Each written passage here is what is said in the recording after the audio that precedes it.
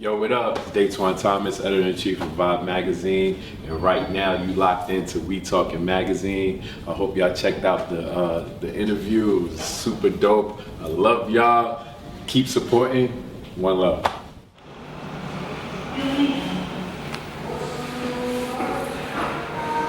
Hi, this is Irobia, also known as Jim in the industry. We're here at Billboard, so excited to interview Datwon Thomas from Magazine. Stay tuned to the interview. I'm Irobia Allen, and I have the pleasure today of sitting with editor-in-chief of Magazine, Datwon Thomas. What up, though? I'm so excited. I'm so honored. Me too. I'm gonna keep my composure just so the people can know who you are, you know? Oh, wow, man. So I appreciate that. It's super dope. When I put my list of people of who I would ever want to interview, I have to be totally honest with you. I'm a Gemini. You definitely was not on my list, but that's because I was thinking too small. So right now I'm just super stoked and very excited. Yeah, that's crazy. I'm super honored by that. And I'm glad you're using Irobia. Yeah. I love that name. Yeah. You know, the industry knows me as Jim. And Jim, right. she moves, she shakes She moves, too. she shakes, but Irobia. That sounds like queenly. Like, that's just Irobia. Thank you. That's that fragrance. Right. Come on, Wakanda. That's what's up. So now I know who you are. Okay. Obviously, the people already can see that, but we want to make sure that they know who you are. So who is Datwon Thomas? Wow, I guess Datwon is a cool cat from Brooklyn. You know, grew up loving hip hop and reading and writing, and I somehow blended all of that together to a career.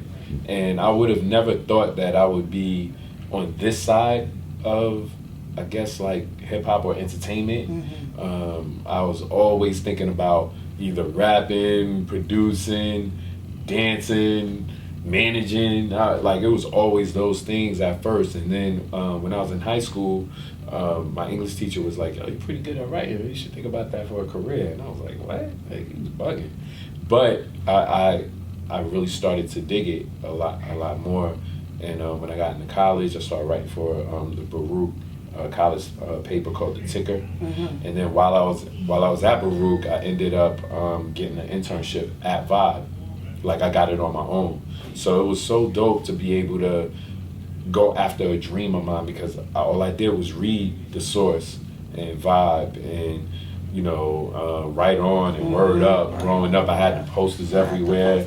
I used to just read the stories, and I wanted to find out more about my favorite artists. So, like, when I see people obsessed with IG and the people in the celebrities' lives, like, everybody makes fun of it, but that's how I was with magazines. I used to be like, what Big Daddy Kane like? Now I get to see what Big Daddy Kane is waking up to, which is wild to me. So the imagination of just me reading about what was going on with him in, like, say, Word Up or whatever, that got me here.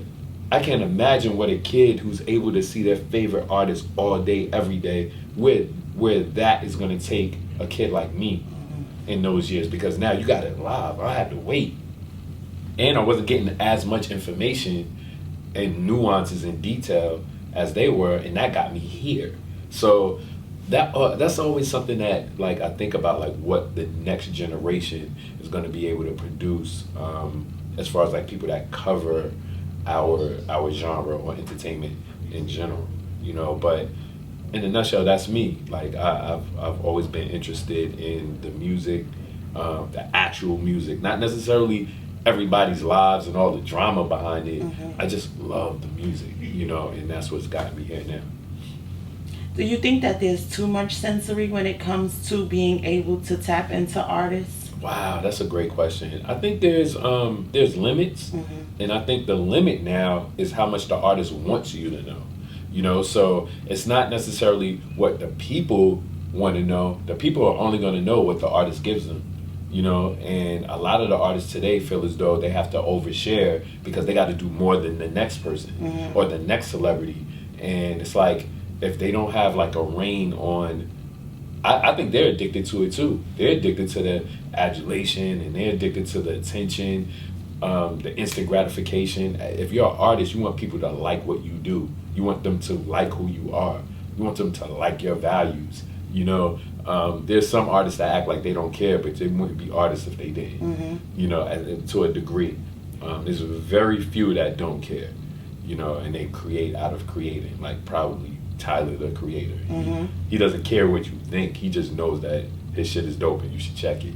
You know, that's a rare instance. But is there too much access? It's a hard one. I don't necessarily think so, because it's really on the artist to be able to say, this is all I'm going to show. You know, I really, truly believe that. It leads me to ask you about publication, because that's technically why we're here. Yeah. Do you think that there is still value in paper publication? Value in the print. Value in print.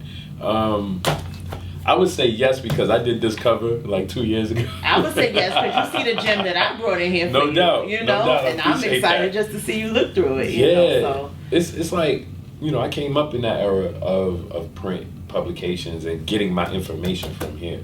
So, you know, that's gonna always be something that's a part of my life. And I just remember the first time I saw my name in Vibe, and it was under the intern column on the masthead. It wasn't even next to a piece I did. It was under interns at Datwon Thomas. And I was probably one of the last ones, because my last name starts with a T. And you know what I'm saying? So I was just amped. And it was actually, it was the Tupac issue where that painting comes from. When he passed away, they did a tribute issue. They put him on the cover, and that was the first time I saw my name in the issue. And I say all that to say that was an important moment to be able to see a name on paper back then, because somebody had to buy that and recognize that you either did some work, or you knew people that did work, or you influenced the work in some way. And I did, and I just took that and ran with it and just started doing different things for the mag. And I started online. I started on Vibe Online, and that was back when online didn't get any respect. It was all about print. And then when the tragedies of Biggie and Pac happened, that's when everybody recognized the importance of digital, because the digital team was able to jump on the story and have it up on the website, whereas the print, they had to wait 2.5 weeks until everything was done for it to come out. So some of the things that had transpired in that 2 weeks, the stuff was old. And that was the first time in '96 where I was like, damn, this online thing gonna be crazy. You know, and I was happy I was on that side of it.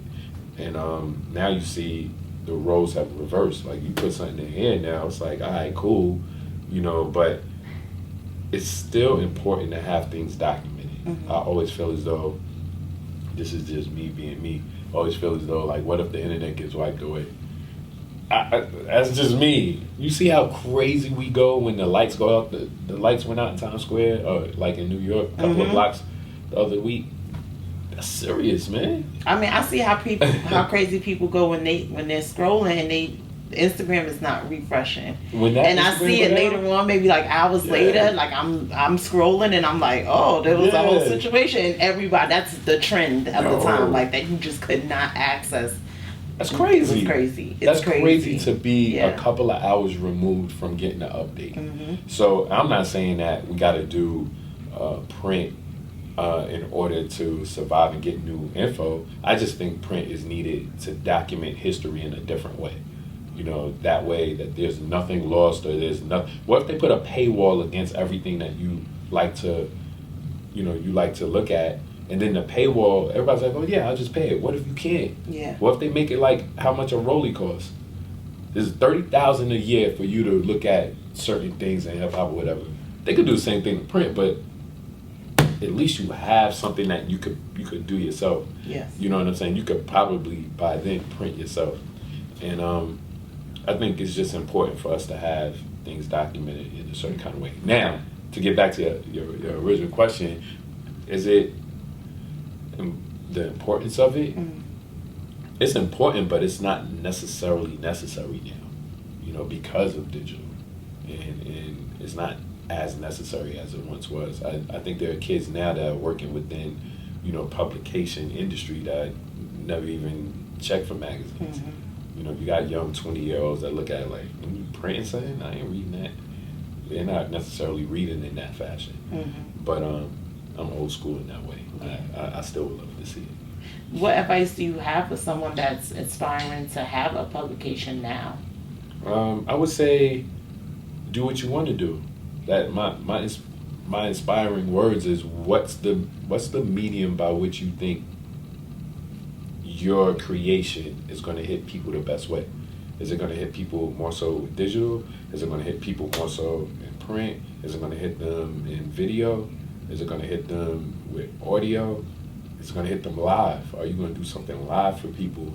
And now, is it all of those things? And then you weigh the importance, and you put certain pockets and factors on certain platforms.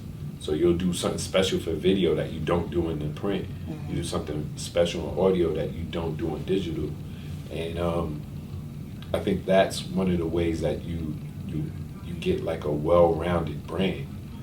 Some people just want to do one thing, and that's cool, because if you do that one thing great, you're going to be successful. You'll probably make a lot of money. I think having a strong brand is having something that can work on all sides, all 360.